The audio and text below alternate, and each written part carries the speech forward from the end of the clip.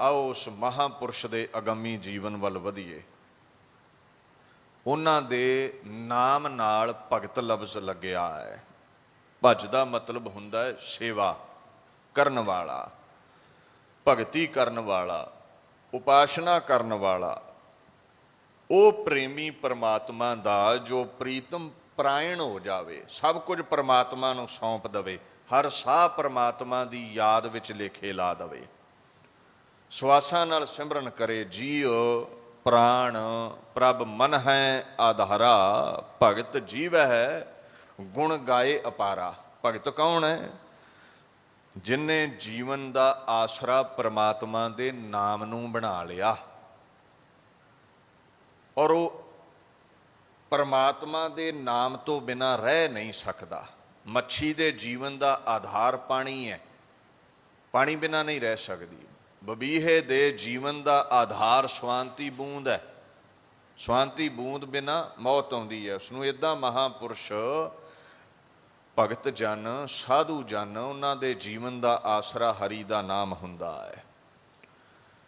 और गुरु ग्रंथ साहिब कहंदे ने जिहड़ा उहदे नाम नूं जप के जिउंदा है वो कदे मरदा नहीं है, भाव अमरा पद पाउंदा है, अमर हो जाता है उहदा नाम। शरीर ते संत दा भी खत्म होवेगा, साकत दा भी खत्म होवेगा, पर साकत दे नाम नूं भी लानता ने।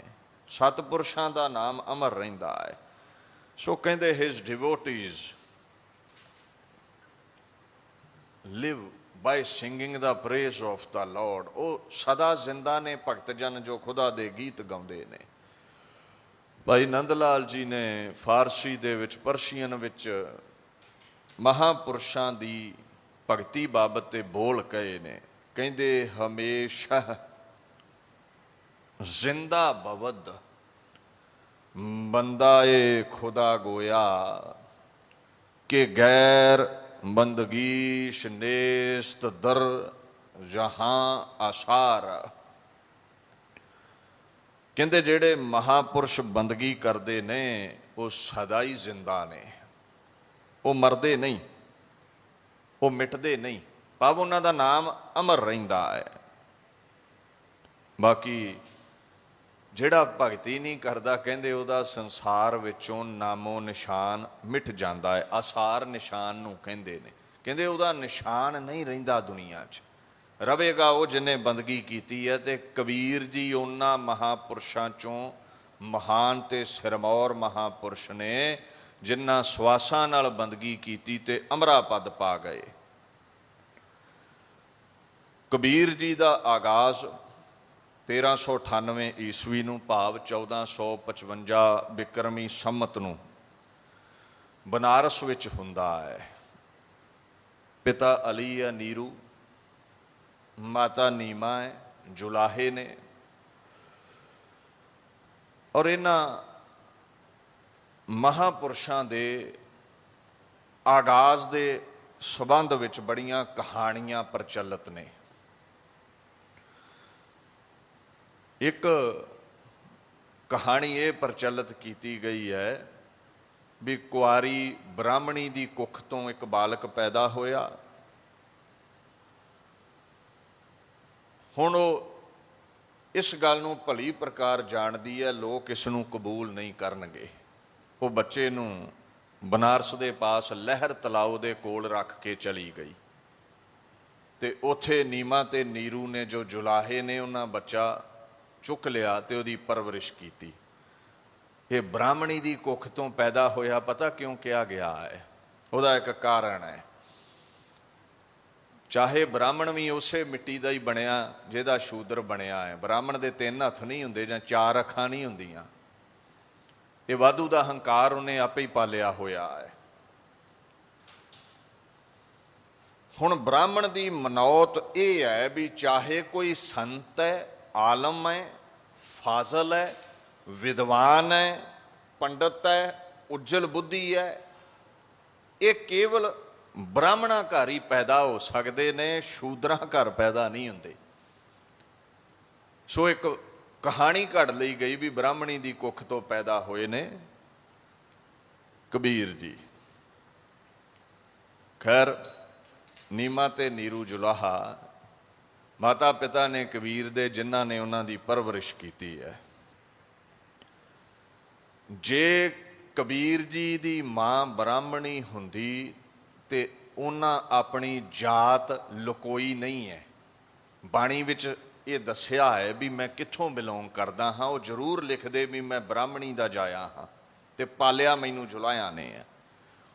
ਪੁੱਛੋ ਜੀ ਤੁਹਾਡੀ ਜਾਤ ਕਿਹੜੀ ਹੈ? ਕਹਿੰਦੇ ਜਾਤ ਜੁਲਾਹਾ ਮਤ ਕਾ ਧੀਰ। ਕਹਿੰਦੇ ਮੇਰੀ ਜਾਤ ਜੁਲਾਹਾ ਹੈ, ਜੁਲਾਹਾ ਘਰ ਮੈਂ ਪੈਦਾ ਹੋਇਆ ਹਾਂ। I am a weaver by birth. ਜੰਮਣ ਤੋਂ ਮੇਰੀ ਜਾਤ ਜੁਲਾਹਾ ਹੈ। ਮੈਂ ਕਿਧਰੇ ਹੋਰ ਨਹੀਂ ਜੰਮਿਆ ਵੀ ਮੈਨੂੰ ਜੁਲਾਹਿਆਂ ਨੇ ਪਾਲਿਆ ਹੈ। ਪਰ ਇੱਕ ਗੱਲ ਤੈਅ ਹੈ, ਕਹਿੰਦੇ ਮੈਂ ਧੀਰਜਵਾਨ ਬੜਾ ਹਾਂ। ਮੈਂ ਧੀਰਜ ਦੇ ਧਾਰਨੇ ਵਾਲਾ ਹਾਂ, ਮਨ ਦਾ ਦ੍ਰਿੜ ਹਾਂ। ਮੈਂ ਸੰਤੋਖ ਵਿੱਚ ਰਹਿਣ ਵਾਲਾ ਹਾਂ। ਸਹਿਜ ਗੁਣ ਰਮੈ ਕਬੀਰ। ਪਰਮਾਤਮਾ ਦੇ ਗੀਤ ਮੈਂ ਗਾਉਂਦਾ ਰਹਿੰਦਾ ਹਾਂ, ਆਨੰਦ ਲੈਂਦਾ ਹਾਂ। ਹੁਣ ਜੇ ਕਬੀਰ ਜੀ ਬ੍ਰਾਹਮਣ ਹੁੰਦੇ ਨਾ ਤੇ ਉਹ ਕਦੇ ਨਾ ਕਹਿੰਦੇ ਮੇਰੀ ਜਾਤ ਨੀਵੀਂ ਹੈ ਜਿਸ ਕਰਕੇ ਲੋਕ ਮੇਰੇ ਤੇ ਹੱਸਦੇ ਸਨ। ਕਹਿੰਦੇ ਮੈਂ ਸ਼ੂਦਰ ਆ। ਦੁਨੀਆ ਦੀ ਵਰਣ ਵੰਡ ਅਨੁਸਾਰ ਇਹੀ ਠੱਪਾ ਲੱਗਾ ਕਹਿੰਦੇ ਮੇਰੇ ਤੇ। ਕਬੀਰ ਮੇਰੀ ਜਾਤ ਕਹੋ ਸਭ ਕੋ ਹਸਨੇ ਹਾਰ। ਬਲਿਹਾਰੀ ਇਸ ਜਾਤ ਕਹੋ ਜਿਹ ਜਪਿਓ ਸਿਰਜਣ ਹਾਰ। ਕਹਿੰਦੇ ਮੈਂ ਸ਼ੂਦਰ ਹਾਂ, ਜੁਲਾਹਾ ਹਾਂ, ਮੇਰੇ ਤੇ ਹੱਸਦੇ ਨੇ ਲੋਕ, ਮੇਰੀ ਜਾਤ ਤੇ ਹੱਸਦੇ ਨੇ। ਪਰ ਕਹਿੰਦੇ ਮੈਂ ਮਾਣ ਕਰਦਾ ਹਾਂ ਆਪਣੀ ਜਾਤ ਤੇ। ਪਰਮਾਤਮਾ ਨੇ ਮੈਨੂੰ ਇੱਥੇ ਜਨਮ ਦਿੱਤਾ ਤੇ ਮੈਂ ਰੱਬ ਦੇ ਗੀਤ ਗਾਏ ਨੇ। ਸਿਰਜਣਹਾਰ ਦਾ ਰੂਪ ਹੋ ਗਿਆ ਮੈਂ। ਉਹ ਤੇ ਸਾਫ਼ ਕਹਿ ਰਹੇ ਨੇ, ਉਹ ਆਪ ਹੀ ਖੰਡਨ ਕਰ ਰਹੇ ਨੇ ਇਸ ਮਿੱਥ ਦਾ ਵੀ ਬ੍ਰਾਹਮਣੀ ਦੇ ਗਰਭ ਤੋਂ ਪੈਦਾ ਹੋਏ ਨੇ। ਨਹੀਂ, ਜੁਲਾਹਿਆਂ ਦੇ ਘਰ ਪੈਦਾ ਹੋਏ ਤੇ ਪਰਵਰਿਸ਼ ਵੀ ਉੱਥੇ ਹੋਈ ਹੈ। ਕਹਿੰਦੇ ਵੈਸੇ ਮੈਂ ਪ੍ਰੋੜਤਾ ਨਹੀਂ ਕਰਦਾ ਜਾਤ ਪਾਤ ਦੀ, ਇਹ ਬ੍ਰਾਹਮਣ ਦੀ ਸਾਰੀ ਖੇਡ ਹੈ। ਵੈਸਮ ਵੈਸਾ ਵੀ ਹੋ ਗਿਆ ਨਾ। ਉਹ ਮੁਕੰਦੇ ਵਰਗੇ ਬ੍ਰਾਹਮਣ ਕਹਿੰਦੇ ਕਬੀਰ ਤੂੰ ਰਾਮ ਦੇ ਨਾਮ ਦਾ ਅਧਿਕਾਰੀ ਨਹੀਂ ਹੈ, ਤੇਰੀ ਜਾਤ ਨੀਵੀਂ ਹੈ। ਤੇ ਕਬੀਰ ਜੀ ਕਹਿੰਦੇ ਨੇ ਗਰਭ ਵਾਸ ਮਹਿ ਕੁਲ ਨਹੀਂ ਜਾਤੀ, ਬ੍ਰਹਮ ਬਿੰਦ ਤੇ ਸਭ ਉਤਪਾਤੀ। ਕਹੋ ਰੇ ਪੰਡਤ ਬਾਮਨ ਕਬ ਕੇ ਹੋਏ, ਬਾਮਨ ਕਹਿ ਕਹਿ ਜਨਮ ਮਤ ਖੋਏ। ਕਹਿੰਦੇ ਗਰਭ ਵਿੱਚ ਕੋਈ ਜਾਤ ਥੋੜਾ ਸੀ, ਕੋਈ ਜਾਤ ਨਹੀਂ ਸੀ। ਸਾਰੇ ਹੀ ਅਸੀਂ ਬ੍ਰਹਮ ਦੀ ਅੰਸ਼ ਹਾਂ, ਪਰਮਾਤਮਾ ਦੀ ਅੰਸ਼ ਹਾਂ। ਜਿਉਂ ਸਮਝ ਲਓ ਬਿੰਦ ਤੋਂ, ਪਿਤਾ ਦੇ ਪਲੀਤ ਕਤਰੇ ਤੋਂ ਹੀ ਬ੍ਰਾਹਮਣ ਪੈਦਾ ਹੁੰਦਾ ਤੇ ਉਹ ਤੋਂ ਹੀ ਸ਼ੂਦਰ ਪੈਦਾ ਹੁੰਦਾ ਹੈ। ਕਹਿੰਦੇ ਬ੍ਰਾਹਮਣ ਮੈਨੂੰ ਇਹ ਤੇ ਦੱਸ, ਫਿਰ ਇਹ ਜਿਹੜਾ ਜਾਤ ਵਾਲਾ ਛੱਜ ਬੰਨੀ ਫਿਰਦਾ ਹੈ ਨਾ ਤੂੰ, ਇਹ ਛਤਰ ਝੁਲਾਈ ਫਿਰਦਾ, ਇਹ ਕਦੋਂ ਤੋਂ ਹੈ? ਗਰਭ ਵਿੱਚ ਤੇ ਇਦਾਂ ਨਹੀਂ ਸੀ। ਕਹਿੰਦੇ ਦੇਖ ਮੈਂ ਬ੍ਰਾਹਮਣ, ਮੈਂ ਉੱਚਾ, ਮੇਰੀ ਜਾਤ ਉੱਚੀ, ਹੰਕਾਰ ਨਾ ਕਰ। ਜੀਵਨ ਅਜਾਈ ਗਵਾ ਰਿਹਾ ਹੈ, ਜਨਮ ਖੋ ਰਿਹਾ ਹੈ ਤੂੰ, ਕਿਉਂਕਿ ਹੰਕਾਰੀ ਪਰਮਾਤਮਾ ਦੀ ਪ੍ਰਾਪਤੀ ਨਹੀਂ ਕਰ ਸਕਦਾ। ਬਾਣੀ ਦਾ ਫਰਮਾਨ ਹੈ ਨਾ, ਹਰ ਜੀਓ ਹੰਕਾਰ ਨਾ ਭਾਵਈ, ਵੇਦ ਕੂਕ ਸੁਣਾਵੇਂ। ਵੇਦਾਂ ਨੇ ਕਿਹਾ ਹੈ ਤੇ ਤੈਨੂੰ ਜਾਤ ਦਾ ਹੰਕਾਰ ਹੈ। ਇੱਕ ਸ਼ਾਇਰ ਨੇ ਉਰਦੂ ਦੇ ਵਿੱਚ ਬੋਲ ਕਹੇ ਨੇ, ਜ਼ੁਬੀਨੇ ਸਿਜਦਾ ਮੇਂ को नैन की वसूअत समा जाए, अगर आज़ाद हो कैदे खुदी से बंदगी अपनी। ਜ਼ੁਬੀਨ ਕਹਿੰਦੇ ਨੇ ਮੱਥੇ ਨੂੰ, ਲਿਲਾਟ ਨੂੰ। ਕੋ ਨੈਣ ਕਹਿੰਦੇ ਨੇ ਸਾਰਾ ਸੰਸਾਰ। ਵਸੂਅਤ ਕਹਿੰਦੇ ਨੇ ਲੰਬਾਈ ਚੌੜਾਈ ਨੂੰ। ਉਹ ਸ਼ਾਇਰ ਕਹਿੰਦਾ ਹੈ ਇਹ ਜਿਹੜੀ ਦੁਨੀਆ ਹੈ ਨਾ, ਇਹ ਜਿਹੜਾ ਸੰਸਾਰ ਹੈ, ਇਸ ਸੰਸਾਰ ਦੇ ਪਦਾਰਥ ਤੇ ਪਰਲੋਕ ਦੇ ਪਦਾਰਥ ਤੈਨੂੰ ਸਾਰੇ ਹੀ ਹਾਸਲ ਹੋ ਸਕਦੇ ਨੇ ਜਦੋਂ ਤੂੰ ਸਜਦਾ ਕਰੇ ਨਾ ਮੱਥਾ ਜ਼ਮੀਨ ਤੇ ਰੱਖੇ ਪ੍ਰਮਾਤਮਾ ਦੀ ਯਾਦ ਦੇ ਵਿੱਚ। ਤੇਰਾ ਜਿਹੜਾ ਅੰਦਰ ਕੈਦੇ ਖੁਦੀ, ਖੁਦੀ ਕਹਿੰਦੇ ਨੇ ਹੰਕਾਰ, ਹੰਕਾਰ ਤੋਂ ਤੇਰਾ ਅੰਦਰ ਆਜ਼ਾਦ ਹੋਵੇ, ਹੰਕਾਰ ਤੇਰੇ ਅੰਦਰ ਨਾ ਹੋਵੇ ਤੇ ਪ੍ਰਮਾਤਮਾ ਨੂੰ ਸਜਦਾ ਕਰੇ ਤੇ ਲੋਕ ਪਰਲੋਕ ਦੇ ਪਦਾਰਥ ਹੀ ਤੇਰੇ ਹੋ ਜਾਣ।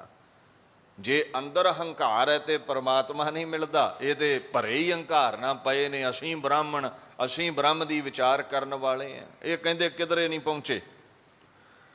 ਕਬੀਰ ਜੀ ਕਹਿੰਦੇ ਜਾਉ ਤੂੰ ਬ੍ਰਾਹਮਣ ਬ੍ਰਾਹਮਣੀ ਜਾਇਆ, ਤਉ ਆਨ ਬਾਟ ਕਾਹੇ ਨਹੀਂ ਆਇਆ। ਤੁਮਕਤ ਬ੍ਰਾਹਮਣ ਹਮਕਤ ਸੂਦ, ਹਮਕਤ ਲੋਹੂ ਤੁਮਕਤ ਦੂਧ।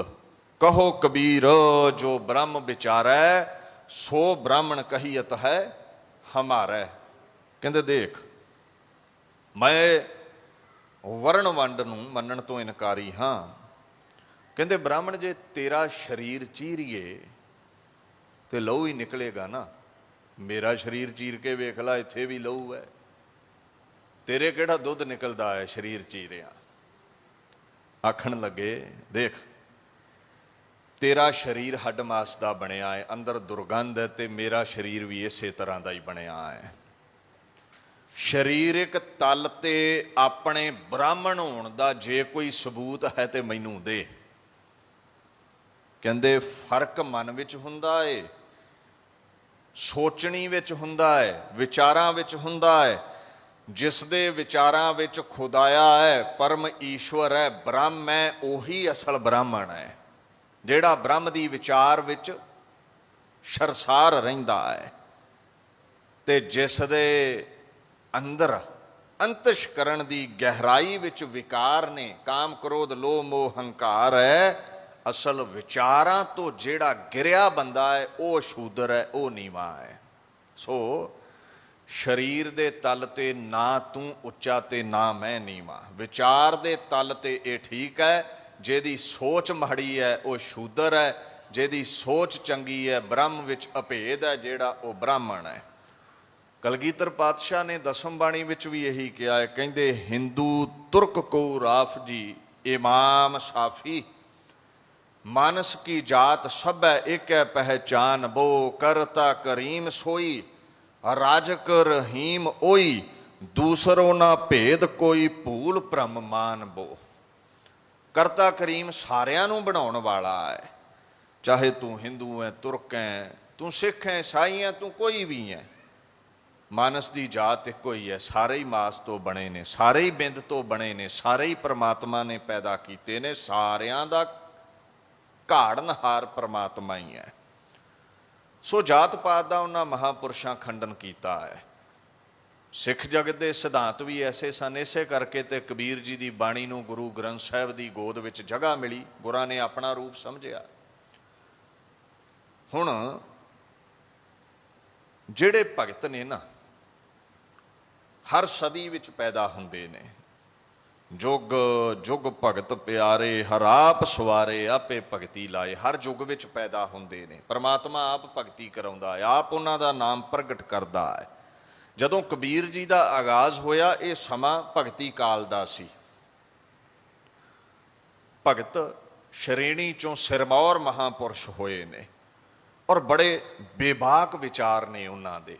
ਹਰ ਪਹਿਲੂ ਤੇ ਉਹਨਾਂ ਵਿਚਾਰ ਰੱਖੇ ਹੈ।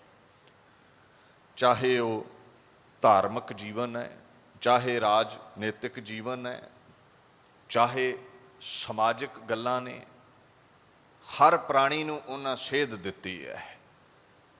ਆਪ ਉਹ ਨਿਰਗੁਣ ਅਕਾਲ ਪੁਰਖ ਦੇ ਉਪਾਸ਼ਕ ਸਨ, ਸੱਚ ਤੇ ਚੱਲਣ ਵਾਲੇ ਸਨ, ਖਾੜਕੂ ਭਗਤ ਹੋਏ ਨੇ। ਪਖੰਡ ਦਾ ਉਹਨਾਂ ਖੰਡਨ ਕੀਤਾ ਹੈ, ਚਾਹੇ ਕਿਸੇ ਵੀ ਧਰਮ ਵਿੱਚ ਹੋਵੇ। ਕਹਿੰਦੇ ਜਿਹੜੇ ਮਹਾਂਪੁਰਸ਼ਾਂ ਦੇ ਬਚਨ ਹੁੰਦੇ ਨੇ ਨਾ, ਉੱਤਮ ਸ਼ਲੋਕ ਸਾਧ ਕੇ ਬਚਨ ਅਮੂਲੀਕ ਲਾਲ ਇਹ ਰਤਨ। ਸੁਨਤ ਕਮਾਵਤ ਹੋਤ ਉਧਾਰ, ਆਪ ਤਰੈ ਲੋਕੈ ਨਿਸਤਾਰ। ਜਿਹੜਾ ਮਹਾਂਪੁਰਸ਼ਾਂ ਦੇ ਬਚਨ ਕਮਾ ਲੈਂਦਾ ਹੈ, ਉਹਦਾ ਉਧਾਰ ਹੋਵੇਗਾ। ਉਹ ਰੋਗ ਸੋਗ ਤੋਂ 84 ਲੱਖ ਜੂਨਾਂ ਤੋਂ ਮੁਕਤ। ਜਿਹੜਾ ਇਹਨਾਂ ਭਗਤਾਂ ਦੇ ਬੋਲ ਸੁਣ ਲੈਂਦਾ ਹੈ, ਉਹਦਾ ਵੀ ਉਧਾਰ ਹੁੰਦਾ ਹੈ। ਤੇ ਕਹਿੰਦੇ ਜਿਹੜਾ ਇਹਨਾਂ ਮਹਾਂਪੁਰਸ਼ਾਂ ਦੀ ਸੰਗਤ ਬਹਿੰਦਾ ਹੈ ਨਾ, ਆਪ ਤੇ ਤਰਦਾ ਹੀ ਹੈ, ਲੋਕਾਂ ਨੂੰ ਵੀ ਤਾਰ ਦਿੰਦਾ ਹੈ। ਉਹ ਨਿਜ਼ਾਤ ਹਾਸਲ ਕਰ ਲੈਂਦਾ ਹੈ। ਸੋ ਬੜੇ ਅਗੰਮੀ ਬੋਲ, ਬੜੀ ਅਗੰਮੀ ਬਾਣੀ ਹੈ ਭਗਤ ਕਬੀਰ ਜੀ ਦੀ। ਦੁਨੀਆ ਵਿੱਚ ਹਰ ਸ਼੍ਰੇਣੀ ਨੂੰ ਉਹਨਾਂ ਸਿੱਖਿਆ ਦਿੱਤੀ, ਹਰ ਵਰਣ ਨੂੰ ਸਿੱਖਿਆ ਦਿੱਤੀ, ਸੱਜਣ ਤੇ ਦੁਸ਼ਮਣ ਨੂੰ ਸਿੱਖਿਆ ਦਿੱਤੀ। ਔਰ ਉਹਨਾਂ ਦੀ ਬਾਣੀ ਪਾਰ ਉਤਾਰਾ ਕਰਨ ਵਾਲੀ ਹੈ, ਮੁਕਤੀ ਪ੍ਰਦਾਨ ਕਰਨ ਵਾਲੀ ਹੈ। ਛੋਟੇ ਨੇ, ਜੇ ਬੱਚਿਆਂ ਵਿੱਚ ਵੀ ਖੇਡਦੇ ਨੇ ਨਾ, ਰੁਚੀ ਖੇਡ ਵਿੱਚ ਨਹੀਂ, ਰੱਬ ਦੇ ਗੀਤ ਗਾਉਣ ਵਿੱਚ ਹੈ। ਬਚਪਨ ਵੀ ਪ੍ਰਮਾਤਮਾ ਦੇ ਗੀਤ ਗਾਉਂਦਿਆਂ ਹੀ ਲੰਘਿਆ ਹੈ। ਛੋਟੀ ਉਮਰੇ ਹੀ ਇਹ ਅਗੰਮੀ ਬੋਲ ਉਹਨਾਂ ਅੰਦਰੋਂ ਪ੍ਰਗਟ ਹੋਣ ਲੱਗ ਪਏ ਸਨ। ਹੁਣ ਜਦੋਂ ਕਬੀਰ ਜੀ ਦੀ ਬਾਣੀ ਪੜ੍ਹਦੇ ਆ, ਸੰਸਕ੍ਰਿਤ, ਬ੍ਰਿਜ ਭਾਸ਼ਾ, ਹਿੰਦੀ ਆਦਿਕ ਲੈਂਗੁਏਜਸ ਵਰਤੀਆਂ ਗਈਆਂ ਨੇ ਔਰ ਬੜੇ ਮਹਿੰਗੇ ਅਲਫਾਜ਼ ਨੇ, ਤੇ ਬੰਦਾ ਸਹਿ ਸੁਭਾਅ ਸੋਚਦਾ ਹੈ ਵੀ ਬੜੀ ਉੱਤਮ ਵਿੱਦਿਆ ਹਾਸਲ ਕੀਤੀ ਹੋਵੇਗੀ। ਇੱਥੇ ਆਪਾਂ ਭੁਲੇਖਾ ਖਾ ਜਾਂਦੇ ਆ। ਚਾਹੇ ਉਹ ਵਿਦਿਅਕ ਦਾਇਰੇ ਸਨ, ਚਾਹੇ ਉਹ ਧਾਰਮਿਕ ਮੰਦਰ ਸਨ, ਸ਼ੂਦਰਾਂ ਲਈ, ਵੈਸ਼ਾਂ ਲਈ ਇਹ ਦਰਵਾਜ਼ੇ ਸਦਾ ਲਈ ਬੰਦ ਸਨ। ਕਿਉਂਕਿ ਭਾਰਤ ਵਿੱਚ ਵਰਣ ਪ੍ਰਥਾ ਚੱਲਦੀ ਸੀ, ਜਿੱਥੇ ਛਤਰੀ ਤੇ ਬ੍ਰਾਹਮਣ ਹੀ ਵਿੱਦਿਆ ਗ੍ਰਹਿਣ ਕਰ ਸਕਦੇ ਸਨ। ਸ਼ੂਦਰ ਮੰਦਰ ਵਿੱਚ ਨਹੀਂ ਸੀ ਵੜ ਸਕਦਾ, ਸ਼ੂਦਰ ਵਿਦਿਅਕ ਦਾਇਰਿਆਂ ਵਿੱਚ ਨਹੀਂ ਸੀ ਵੜ ਸਕਦਾ। ਇਹ ਹੱਕ ਖੋਹ ਲਿਆ ਗਿਆ ਸੀ ਸ਼ੂਦਰ ਕੋਲੋਂ, ਧਾਰਮਿਕ ਵਿੱਦਿਆ ਹੋਵੇ ਜਾਂ ਦੁਨਿਆਵੀ ਵਿੱਦਿਆ ਹੋਵੇ। ਹੁਣ ਤੁਸੀਂ ਇਸ ਗੱਲ ਦਾ ਖਿਆਲ ਰੱਖਿਓ, ਜਿਹੜਾ ਬੰਦੇ ਦਾ ਬੌਧਿਕ ਵਿਕਾਸ ਹੁੰਦਾ ਹੈ ਨਾ, ਉਹ ਸਕੂਲ ਕਾਲਜਿਸ ਦੇ ਵਿੱਚ ਹੀ ਹੁੰਦਾ ਹੈ, ਵਿਦਿਅਕ ਮੰਦਰਾਂ ਵਿੱਚ ਹੀ ਹੁੰਦਾ ਹੈ। ਤੇ ਜਿਹੜੀ ਅੰਦਰ ਦੀ ਬਾਤ ਹੈ, ਅਧਿਆਤਮਕ ਉਡਾਰੀ ਦੀ ਬਾਤ ਹੈ, ਉਹ ਧਾਰਮਿਕ ਮੰਦਰਾਂ 'ਚੋਂ ਸਾਨੂੰ ਹਾਸਲ ਹੁੰਦੀ ਹੈ। ਤੇ ਜਿਹਦੇ ਲਈ ਦੋਵੇਂ ਹੀ ਦਰਵਾਜ਼ੇ ਹੋ ਗਏ ਬੰਦ, ਨਾ ਉਹ ਵਿੱਦਿਆ ਹੀ ਪੜ੍ਹੇ, ਨਾ ਉਹ ਅਧਿਆਤਮਕ ਪੱਖ ਤੋਂ ਹੀ ਡਿਵੈਲਪ ਹੋ ਸਕੇ, ਨਾ ਉਸ ਨੂੰ ਕੋਈ ਦੁਨਿਆਵੀ ਗਿਆਨ, ਨਾ ਉਸ ਨੂੰ ਅਧਿਆਤਮਿਕਤਾ ਦਾ ਗਿਆਨ, ਪਰਮਾਰਥ ਦਾ ਗਿਆਨ। ਹੁਣ ਉਹਦਾ ਜਿਹੜਾ ਪੱਧਰ ਹੈ ਅਧਿਆਤਮਕ ਤੌਰ ਤੇ, ਬੌਧਿਕ ਤੌਰ ਤੇ, ਆਪਾਂ ਜਾਣਦੇ ਹੀ ਹਾਂ ਬਹੁਤਾ ਉੱਚਾ ਨਹੀਂ ਹੋ ਸਕਦਾ। ਪਰ ਕਬੀਰ ਜੀ ਦੀ ਬਾਣੀ ਜਦੋਂ ਅਸੀਂ ਧਿਆਨ ਨਾਲ ਪੜ੍ਹਦੇ ਹਾਂ, ਐਸੇ ਐਸੇ ਮੁਬਾਰਕ ਅਲਫਾਜ਼ ਉਸ ਮਹਾਂਪੁਰਸ਼ ਨੇ ਵਰਤੇ ਨੇ। ਉਹ ਜਾਪਦਾ ਹੈ ਵਿੱਦਿਆ ਵਿੱਚ ਸਰਸਾਰ ਸਨ। ਉਹਨਾਂ ਨੇ ਵਿੱਦਿਆ ਕਾਹਦੇ ਲਈ ਵਰਤੀ? ਵਿੱਦਿਆ ਵਿਚਾਰੀ ਤਾਂ ਪਰਉਪਕਾਰੀ, ਪਰਉਪਕਾਰ ਲਈ ਵਰਤੀ, ਦੁਨੀਆ ਤੇ ਭਲਾ ਕਰਨ ਲਈ ਵਰਤੀ। ਇਹਦਾ ਮਤਲਬ ਧੁਰੋਂ ਹੀ ਬਾਬਾ ਪੜ੍ਹਿਆ ਹੀ ਆਇਆ ਸੀ। ਉਹ ਵਿੱਦਿਆ ਤੈਨੂੰ ਪੜ੍ਹਾਈ ਨਹੀਂ ਗਈ, ਉਹਨੂੰ ਪੜ੍ਹਨ ਦਿੱਤਾ ਨਹੀਂ ਗਿਆ, ਮੰਦਰਾਂ ਵਿੱਚ ਉਹਨੂੰ ਜਾਣ ਨਹੀਂ ਦਿੱਤਾ ਗਿਆ। ਇਹ ਹੈ ਪਰਮਾਤਮਾ ਦੀ ਬਖਸ਼ਿਸ਼, ਉਹਨਾਂ ਦੇ ਅੰਦਰੋਂ ਗੀਤ ਫੁੱਟ ਪਏ। ਤੁਸੀਂ ਦੁਨਿਆਵੀ ਵਿੱਦਿਆ ਕੱਲੀ ਕੱਲੀ ਸਿੱਖਦੇ ਹੋ ਔਰ ਮਿਹਨਤ ਮੁਸ਼ੱਕਤ ਘਾਲ ਕੇ ਉਹਦੇ ਤੇ ਪਕੜ ਬਣਾ ਲੈਂਦੇ ਹੋ, ਪਰ ਫਿਰ ਵੀ ਬ੍ਰਹਮ ਦੀ ਵਿੱਦਿਆ ਹਾਸਲ ਨਹੀਂ ਹੁੰਦੀ ਤੁਹਾਨੂੰ। ਪਰ ਜਿਹਦੇ ਕੋਲ ਬ੍ਰਹਮ ਦੀ ਵਿੱਦਿਆ ਹੈ, ਨਾਮ ਅਭਿਆਸ ਹੈ, ਜਿਹਦੇ ਕੋਲ ਚੌਂਕੜਾ ਹੈ, ਉਹਦੇ ਕਪਾਟ ਖੁੱਲ ਜਾਂਦੇ ਨੇ, ਉਹਦੇ ਕੋਲ ਸਭ ਵਿੱਦਿਆਵਾਂ ਆਪੇ ਹੀ ਆ ਜਾਂਦੀਆਂ ਨੇ। ਉਹ ਦੁਨੀਆ ਦੇ ਹਰ ਕੋਨੇ ਬਾਬਤ ਜਾਣੂ ਹੋ ਜਾਂਦਾ ਹੈ। ਗੁਰੂ ਨਾਨਕ ਸਾਹਿਬ ਬ੍ਰਹਮ ਦਾ ਸਰੂਪ ਨੇ। ਹੁਣ ਮਹਾਰਾਜ ਦੇ ਕੋਲ ਕਿਹੜਾ ਉੱਥੇ ਟੈਲੀਸਕੋਪ ਫੜਿਆ ਹੈ ਵੀ ਉਹਨਾਂ ਨੇ ਧਰਤੀਆਂ ਗਿਣ ਦਿੱਤੀਆਂ ਤੇ ਪਾਤਾਲ ਆਕਾਸ਼ ਗਿਣ ਦਿੱਤੇ। ਇਹ ਤਰਕਾਲ ਦੀ ਸੋਝੀ ਹੈ ਪਾਤਸ਼ਾਹ ਨੂੰ, ਤਾਂ ਕਹਿੰਦੇ ਨੇ ਧਰਤੀ ਹੋਰ ਪਰੈ ਹੋਰ, ਹੋਰ ਹੋਰ ਵੀ ਬੜੀਆਂ ਧਰਤੀਆਂ ਨੇ। ਹੁਣ ਤਾਰੇ, ਇਹ ਗ੍ਰਹਿ, ਇਹ ਮੰਡਲ, ਇਹ ਖੰਡ, ਇਹ ਬ੍ਰਹਿਮੰਡ ਅੰਦਰ ਜੋ ਟੁਕੜੇ ਨੇ ਟੈਲੀਸਕੋਪ ਨਾਲ ਦਿਖਦੇ ਨੇ।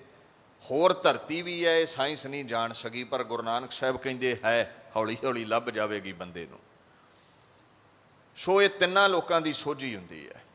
ਕਬੀਰ ਜੀ ਦੇ ਬੋਲਾਂ 'ਚੋਂ ਇਹ ਗੱਲ ਸਾਫ਼ ਸਮਝ ਪੈਂਦੀ ਹੈ ਵੀ ਅਕਾਲ ਪੁਰਖ ਨੇ ਬਾਣੀ ਦਾ ਝਰਨਾ ਅੰਦਰੋਂ ਪ੍ਰਗਟ ਕਰ ਦਿੱਤਾ ਉਹਨਾਂ ਦੇ। ਉਹਨਾਂ ਕੋਲ ਵਿੱਦਿਆ ਨਹੀਂ ਸੀ ਪੜ੍ਹੀ। ਹੁਣ ਜਿਨ੍ਹਾਂ ਜੁਲਾਹਿਆਂ ਦੇ ਘਰ ਜਨਮ ਹੋਇਆ ਹੈ ਨਾ, ਨੀਰੂ ਤੇ ਨੀਮਾ, ਇਹ ਮੁਸਲਮਾਨ ਨੇ। ਔਰ ਇਹ ਆਪਾਂ ਜਾਣਦੇ ਹੀ ਹਾਂ, ਭਾਰਤ ਦੇ ਜਿੰਨੇ ਵੀ ਮੁਸਲਮਾਨ ਨੇ ਤਕਰੀਬਨ ਅਫਗਾਨੀਆਂ ਨੇ ਆ ਕੇ, ਮਹਿਮੂਦ ਗਜ਼ਨਵੀ ਵਰਗਿਆਂ ਨੇ ਆ ਕੇ ਹਿੰਦੂਆਂ ਨੂੰ ਹੀ ਕਨਵਰਟ ਕੀਤਾ ਸੀ, ਮੁਸਲਮਾਨ ਬਣਾਇਆ। ਸੋ ਇਹਨਾਂ ਵਿੱਚ ਬਹੁਤੀ ਕੱਟੜਤਾ ਹੀ ਨਹੀਂ ਸੀ।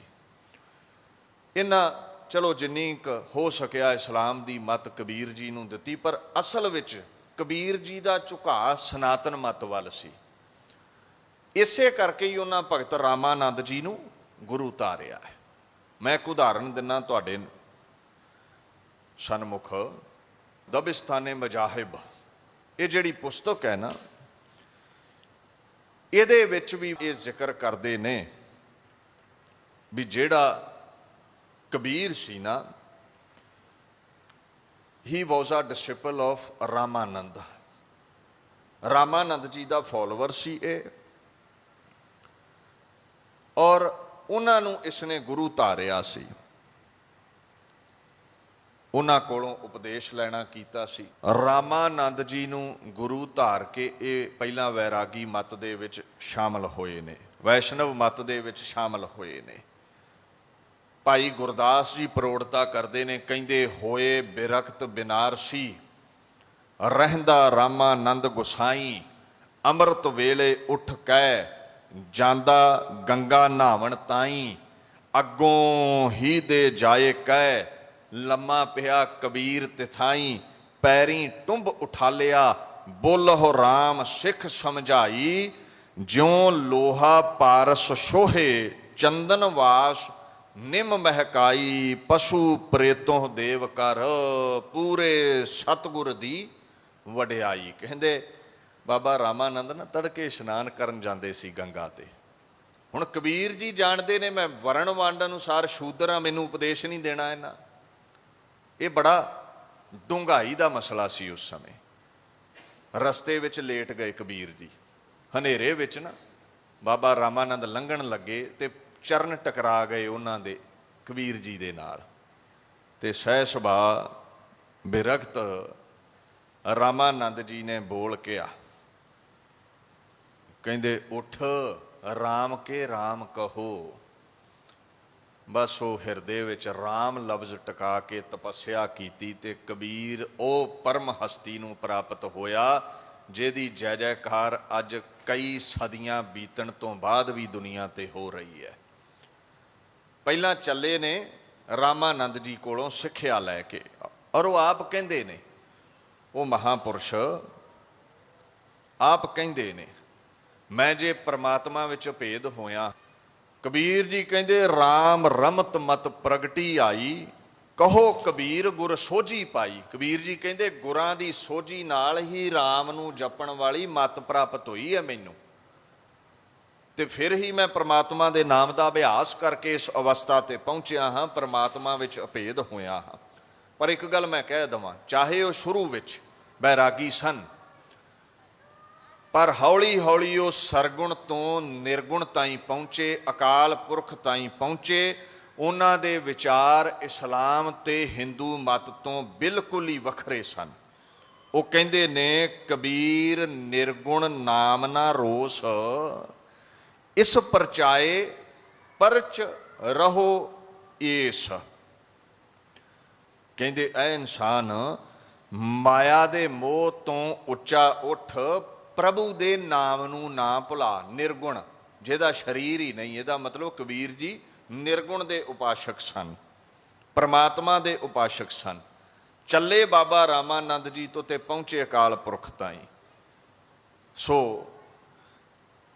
ਇੱਕ ਧਰਮ ਦੇ ਉਹ ਨਹੀਂ ਕਹਿ ਸਕਦੇ, ਕੋਈ ਵੀ ਮਹਾਂਪੁਰਸ਼ ਇੱਕ ਧਰਮ ਵਿੱਚ ਬੱਝਾ ਨਹੀਂ ਹੁੰਦਾ। ਜਿਵੇਂ ਸੂਰਜ ਦਾ ਚਾਨਣਾ ਹਰ ਜ਼ਰੇ ਨੂੰ ਚਮਕਾ ਦਿੰਦਾ ਹੈ, ਜਿਵੇਂ ਹਵਾ ਵਰਣ ਵੰਡ ਜਾਤ ਪਾਤ ਧਰਮ ਨਹੀਂ ਦੇਖਦੀ, ਹਰ ਇੱਕ ਨੂੰ ਸਵਾਸਾਂ ਦੇ ਲਈ, ਸਾਹਾਂ ਦੇ ਲਈ ਸਹਾਇਕ ਹੁੰਦੀ ਹੈ। ਇੱਦਾਂ ਹੀ ਮਹਾਂਪੁਰਸ਼ ਤੇ ਉਹਨਾਂ ਦੇ ਬੋਲ ਹੁੰਦੇ ਨੇ, ਸਮੁੱਚੀ ਲੋਕਾਈ ਦਾ ਭਲਾ ਕਰਦੇ ਨੇ।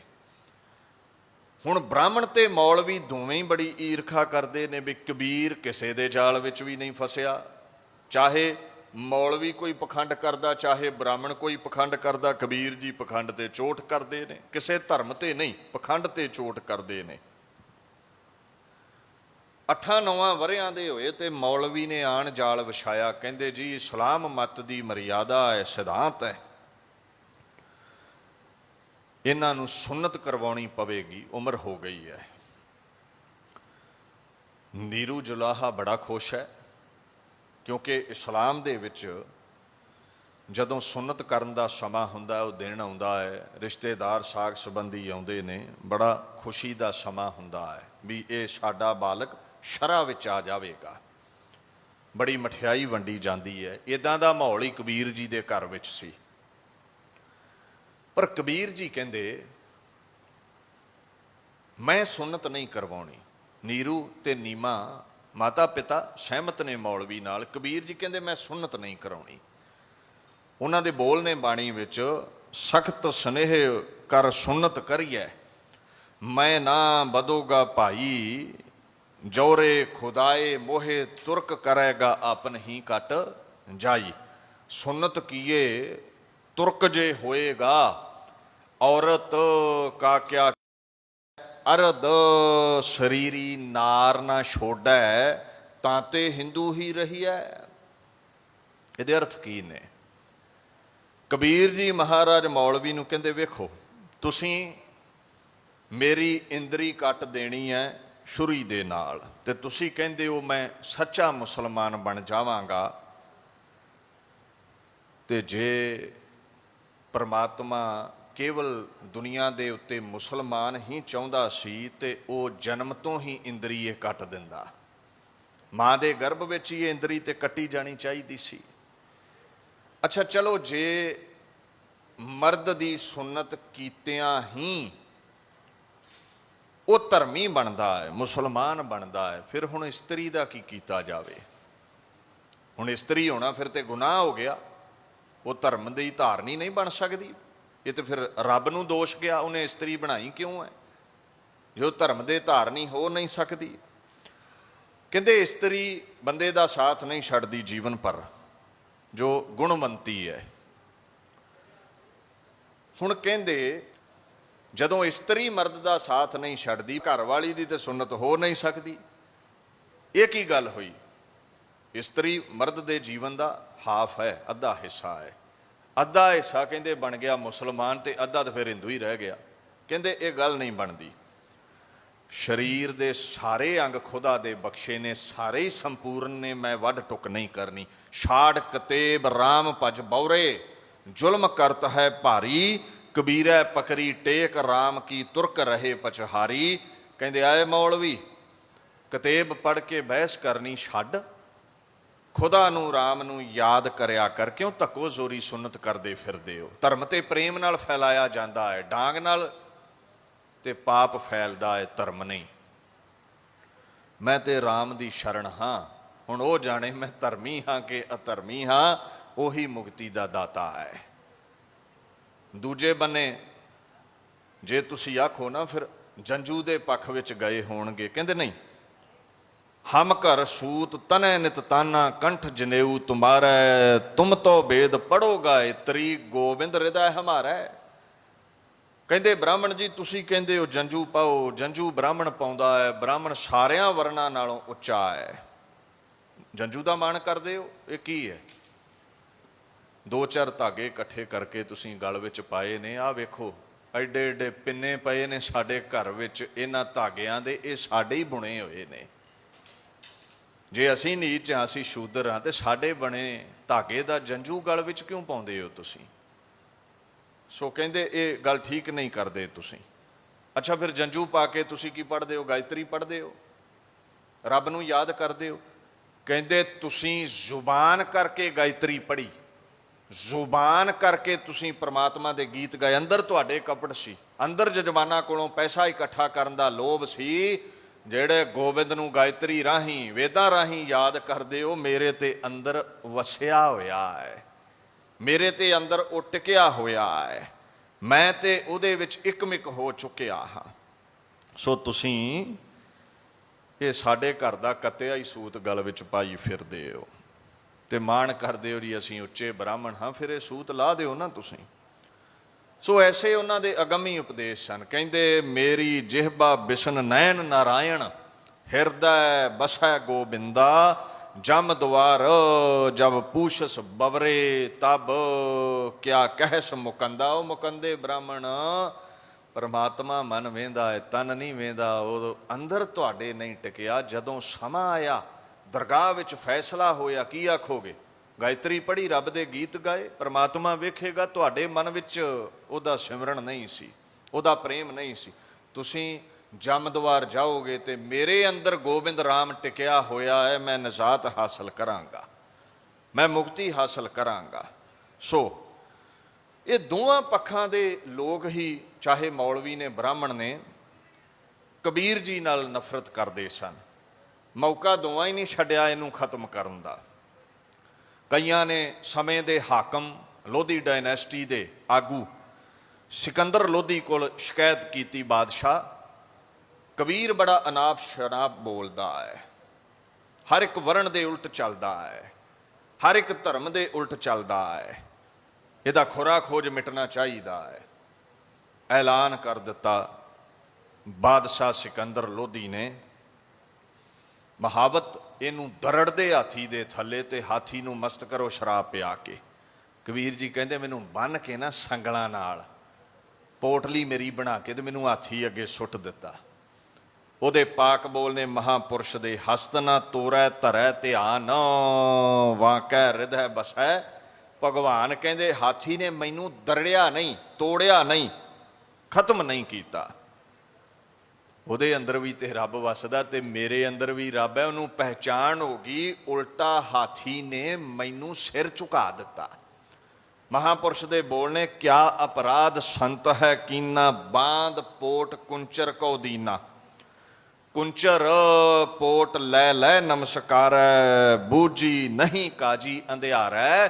ਹਾਥੀ ਤੇ ਸਮਝ ਗਿਆ ਵੀ ਪਰਮਾਤਮਾ ਦਾ ਭਗਤ ਹੈ। ਕਹਿੰਦੇ ਨਾ ਕਾਜੀ ਸਮਝਿਆ ਤੇ ਨਾ ਬਾਦਸ਼ਾਹੀ ਸਮਝਿਆ, ਉਲਟਾ ਮਹਾਵਤ ਨੂੰ ਬਾਦਸ਼ਾਹ ਕਹਿੰਦਾ ਵੀ ਇਹਨੂੰ ਚੰਗੀ ਤਰ੍ਹਾਂ ਦਰੜ। ਪਰ ਜਿੰਨੀ ਵਾਰ ਵੀ ਯਤਨ ਹੋਏ, ਹਾਥੀ ਨੇ ਸਿਰ ਹੀ ਝੁਕਾਇਆ ਹੈ, ਹਾਥੀ ਨੇ ਨਮਸਕਾਰ ਹੀ ਕੀਤੀ ਹੈ, ਹਾਥੀ ਨੇ ਸਜਦਾ ਹੀ ਕੀਤਾ ਹੈ। ਆਖਣ ਲੱਗੇ ਦਾ ਐਲੀਫੈਂਟ ਬਾਉਸ ਡਾਊਨ ਬਿਫੋਰ ਇਟ। ਉਸ ਪੋਟਲੀ ਦੇ ਇਰਦ ਗਿਰਦ ਝੁਕਦਾ ਹੈ, ਕਬੀਰ ਦੇ ਇਰਦ ਗਿਰਦ ਝੁਕਦਾ ਹੈ। ਸਿਕੰਦਰ ਲੋਧੀ ਗੁੱਸੇ ਵਿੱਚ ਆਇਆ, ਕਹਿੰਦਾ ਇਹਨੂੰ ਇਸੇ ਤਰ੍ਹਾਂ ਹੀ ਗੰਗਾ ਦੀਆਂ ਡੂੰਘੀਆਂ ਲਹਿਰਾਂ ਵਿੱਚ ਸੁੱਟ ਦਿਓ। ਹਾਥੀ ਤੋਂ ਤੇ ਗੋਬਿੰਦ ਨੇ ਰੱਖ ਲਿਆ। ਕਹੇ ਕਬੀਰ ਹਮਰਾ ਗੋਬਿੰਦ, ਚੌਥੇ ਪਦ ਮਹਿ ਜਨ ਕੀ ਜਿੰਦ। ਪਰਮਾਤਮਾ ਨੇ ਰੱਖ ਲਿਆ। ਜਦੋਂ ਨਦੀ ਵਿੱਚ ਸੁੱਟਿਆ ਨਾ, ਜਿਹੜੀਆਂ ਲਹਿਰਾਂ ਡਬੋ ਦਿੰਦੀਆਂ ਨੇ ਗੰਗਾ ਦੀਆਂ, ਉਹਨਾਂ ਲਹਿਰਾਂ ਨੇ ਕਬੀਰ ਜੀ ਦੇ ਸੰਗਲ ਤੋੜ ਦਿੱਤੇ। ਔਰ ਜਿਵੇਂ ਕੋਈ ਮਹਾਂਪੁਰਸ਼ ਆਸਣ ਦੇ ਉੱਤੇ ਚੌਂਕੜਾ ਲਾ ਕੇ ਇਬਾਦਤ ਕਰਦਾ ਹੈ ਖੁਦਾ ਦੀ, ਲਹਿਰਾਂ ਇਉਂ ਜਾਪਣ ਜਿਵੇਂ ਆਸਣ ਬਣੀਆਂ ਨੇ ਤੇ ਕਬੀਰ ਚੌਂਕੜਾ ਲਾ ਕੇ ਉੱਪਰ ਉੱਠਿਆ ਹੈ। ਗੰਗ ਗੁਸਾਇਨ ਗਹਿਰ ਗੰਭੀਰ, ਜੰਜੀਰ ਬਾਂਧ ਕਰ ਖਰੇ। ਕਬੀਰ, ਜਦੋਂ ਕਬੀਰ ਜੀ ਨੂੰ ਸੁੱਟਿਆ ਸੀ ਨਾ, ਤੇ ਉਹ ਲਹਿਰਾਂ ਨੇ ਜੰਜੀਰਾਂ ਤੋੜ ਦਿੱਤੀਆਂ। ਗੰਗਾ ਕੀ ਲਹਿਰ ਮੇਰੀ ਟੁੱਟੀ ਜੰਜੀਰ, ਮ੍ਰਿਗਸ਼ਾਲਾ ਪਰ ਬੈਠੇ ਕਬੀਰ। ਕਹੈ ਕਬੀਰ ਕਉ ਸੰਗ ਨਾ ਸਾਥ, ਜਲ ਥਲ ਰਾਖਨ ਹੈ ਰਘੁਨਾਥ। ਕਹਿੰਦੇ ਪਰਮਾਤਮਾ ਨੇ ਮੈਨੂੰ ਰੱਖਿਆ, ਹੋਰ ਕੋਈ ਮੈਨੂੰ ਰੱਖ ਨਹੀਂ ਸੀ ਸਕਦਾ। Lord is my protector. ਬ੍ਰਾਹਮਣਾਂ ਵੀ ਥੋੜੀ ਨਹੀਂ ਕੀਤੀ। ਰਾਤ, ਅੱਧੀ ਰਾਤ ਨਾ ਕਬੀਰ ਜੀ ਗੰਗਾ ਦੇ ਕੰਢੇ ਬੈਠੇ ਨਾਮ ਅਭਿਆਸ ਕਰਨ, ਤੇ ਬ੍ਰਾਹਮਣਾਂ ਨੇ ਘਰ ਨੂੰ ਅੱਗ ਲਾ ਦਿੱਤੀ। ਖੱਡੀ ਸੜ ਗਈ, ਘਰ ਸੜ ਗਿਆ, ਬੁਣਿਆ ਹੋਇਆ ਕੱਪੜਾ ਸੜ ਗਿਆ। ਕਮਾਲ ਭੱਜਿਆ ਆਇਆ ਬੇਟਾ ਗੰਗਾ ਦੇ ਕੰਢੇ, ਪਿਤਾ ਜੀ ਘਰ ਸੜ ਗਿਆ, ਖੱਡੀ ਸੜ ਗਈ, ਕੱਪੜਾ ਸੜ ਗਿਆ ਬੁਣਿਆ ਹੋਇਆ। ਤੇ ਗਲੂਏ ਮੁਬਾਰਕ ਚੋਂ ਕਬੀਰ ਦੇ ਬੋਲ ਨਿਕਲੇ ਜੋ ਅਗੰਮੀ ਰਸ ਵਿੱਚ ਡੁੱਬਾ ਸੀ। ਰਾਮ ਜਪਤ ਤਨ ਜਰ ਕੀ ਨਾ ਜਾਏ, ਰਾਮ ਨਾਮ ਚਿਤ ਰਹਿਆ ਸਮਾਏ। ਕਮਾਲ, ਕੁੱਲੀ ਸੜ ਗਈ, ਕੱਪੜਾ ਸੜ ਗਿਆ, ਪਦਾਰਥ ਸੜ ਗਏ, ਫਿਰ ਪ੍ਰਾਪਤ ਹੋ ਜਾਣਗੇ। ਬੇਟਾ, ਜਿਸ ਆਨੰਦ ਵਿੱਚ ਮੈਂ ਸਰਸਾਰ ਹਾਂ, ਬੈਠਾ ਹੋਇਆ ਹਾਂ, ਮੇਰੇ ਆਨੰਦ ਨੂੰ ਕੋਈ ਵੀ ਅੱਗ ਸਾੜ ਨਹੀਂ ਸਕਦੀ। ਇਸ ਆਨੰਦ ਨੂੰ ਕੋਈ ਵੀ ਅੱਗ ਜਲਾ ਨਹੀਂ ਸਕਦੀ। ਜੋ ਸੜ ਗਿਆ ਉਹ ਬਣ ਜਾਵੇਗਾ। ਤੇ ਪਰਮੇਸ਼ਵਰ ਜਿਹੜਾ ਹੈ ਨਾ, ਮੈਨੂੰ ਤੇ ਇਉਂ ਜਾਪਦਾ ਅੱਗ ਵੀ ਉਹ ਆਪ ਹੀ ਹੈ ਤੇ ਹਵਾ ਵੀ ਉਹ ਆਪ ਹੀ ਹੈ। ਸੋ ਐਸੇ ਕਬੀਰ ਜੀ ਮਹਾਂਪੁਰਸ਼ ਸਨ। ਅੰਤ ਸਮਾਂ ਆਇਆ, ਲੋਕ ਕਹਿੰਦੇ ਸੀ ਕਾਸ਼ੀ ਰਹਿਣ ਵਾਲਾ ਮੁਕਤ ਹੈ ਤੇ ਮਗਹਰ ਜਿਹਦੀ ਮੌਤ ਹੁੰਦੀ ਹੈ ਉਹ ਨਰਕਾਂ ਵਿੱਚ ਜਾਂਦਾ ਹੈ। ਕਬੀਰ ਜੀ ਕਹਿੰਦੇ ਮੈਂ ਮਗਹਰ ਜਾ ਕੇ ਹੀ ਚੋਲਾ ਛੱਡਣਾ ਹੈ। ਸਾਰਾ ਜੀਵਨ ਕਾਸ਼ੀ ਰਹੇ, ਸਗਲ ਜਨਮ ਸ਼ਿਵਪੁਰੀ ਗਵਾਇਆ, ਮਰਤੀ ਬਾਰ ਮਗਹਰ ਉਠ ਆਇਆ। ਆਪ ਕਹਿੰਦੇ ਨੇ, ਕਹਿੰਦੇ ਮੈਂ ਮਗਹਰ ਚਲਾ ਗਿਆ। At the time of my death I moved to Maghar. ਕਹਿੰਦੇ ਮੇਰਾ ਸਮਾਂ ਆਇਆ, ਮੈਂ ਆਪਣੀ ਘਰ ਵਾਲੀ ਨੂੰ ਕਹਿ ਦਿੱਤਾ, ਕਹਿਤ ਕਬੀਰ ਸੁਨਹੁ ਰੇ ਲੋਈ, ਭਰਮ ਨਾ ਭੂਲਹੁ ਕੋਈ, ਕਿਆ ਕਾਸੀ ਕਿਆ ਊਖਰ ਮਗਹਰ, ਰਾਮ ਹਿਰਦੈ ਜੋ ਹੋਈ। ਕਹਿੰਦੇ ਲੋਈ ਫਿਕਰ ਨਾ ਕਰ, ਮੈਂ ਨਰਕਾਂ ਨੂੰ ਨਹੀਂ ਜਾਂਦਾ। ਜਿਹਦੇ ਅੰਦਰ ਖੁਦਾ ਹੈ, ਜਿਹਦੇ ਅੰਦਰ ਪਰਮਾਤਮਾ ਹੈ, ਉਹ ਮੁਕਤ ਹੈ, ਉਹ ਸੱਚਖੰਡ ਜਾਂਦਾ ਹੈ। ਚਾਹੇ ਕਾਸ਼ੀ ਹੋਵੇ ਤੇ ਚਾਹੇ ਮਗਰ ਹੋਵੇ, ਮਹਾਂਪੁਰਸ਼ਾਂ ਨੂੰ ਕੋਈ ਫਰਕ ਨਹੀਂ ਪੈਂਦਾ। ਸੋ ਐਸੇ ਮੁਕਤ ਪੁਰਸ਼ ਸਨ। ਨਾਮ ਭਗਤ ਕੈ ਪ੍ਰਾਨ ਆਧਾਰ, ਨਾਮੋ ਧਨ ਨਾਮੋ ਬਿਵਹਾਰ, ਨਾਮ ਵਡਾਈ ਜਨ ਸ਼ੋਭਾ ਪਾਏ, ਕਰ ਕਿਰਪਾ ਜਿਸ ਆਪ ਦਿਵਾਏ। ਨਾਮ ਜਪਣ ਕਰਕੇ ਉਹਨਾਂ ਦੀ ਦੁਨੀਆ ਵਿੱਚ ਸ਼ੋਭਾ ਹੈ ਔਰ ਰਵੇਗੀ। ਵਰਣ ਵੰਡ ਜਾਤ ਪਾਤ ਨੂੰ ਖਤਮ ਕਰਕੇ ਗੁਰੂ ਅਰਜਨ ਸਾਹਿਬ ਨੇ ਭਗਤ ਕਬੀਰ ਜੀ ਨੂੰ 15 ਭਗਤਾਂ ਦੇ ਸਮੇਤ, ਰਵਿਦਾਸ ਜੀ, ਭਗਤ ਨਾਮਦੇਵ ਜੀ, ਸਾਰਿਆਂ ਦੇ ਸਹਿਤ ਆਪਣੀ ਗੋਦ ਵਿੱਚ ਬਿਠਾ ਕੇ, ਆਪਣੇ ਸੀਨੇ ਤੇ ਜਗ੍ਹਾ ਦੇਖ ਕੇ ਉਹਨਾਂ ਨੂੰ ਅਮਰਾ ਪਦ ਬਖਸ਼ ਦਿੱਤਾ। ਭਗਤ ਕਬੀਰ ਜੀ ਉਹ ਮਹਾਂਪੁਰਸ਼ ਨੇ ਜਿਨ੍ਹਾਂ ਦੇ 224 ਦੇ ਕਰੀਬ ਸ਼ਬਦ ਨੇ ਗੁਰੂ ਗ੍ਰੰਥ ਸਾਹਿਬ ਵਿੱਚ, 243 ਦੇ ਇਰਦ ਗਿਰਦ ਸ਼ਲੋਕ ਨੇ ਮਹਾਂਪੁਰਸ਼ਾਂ ਦੇ, 52 ਅੱਖਰੀ, 33 ਸਤਵਾਰ, ਇਹ ਬਾਣੀਆਂ ਨੇ ਮਹਾਂਪੁਰਸ਼ਾਂ ਦੀਆਂ ਗੁਰੂ ਗ੍ਰੰਥ ਸਾਹਿਬ ਅੰਦਰ। ਸਜਦਾ ਹੈ ਕਬੀਰ ਜੀ ਮਹਾਰਾਜ ਨੂੰ।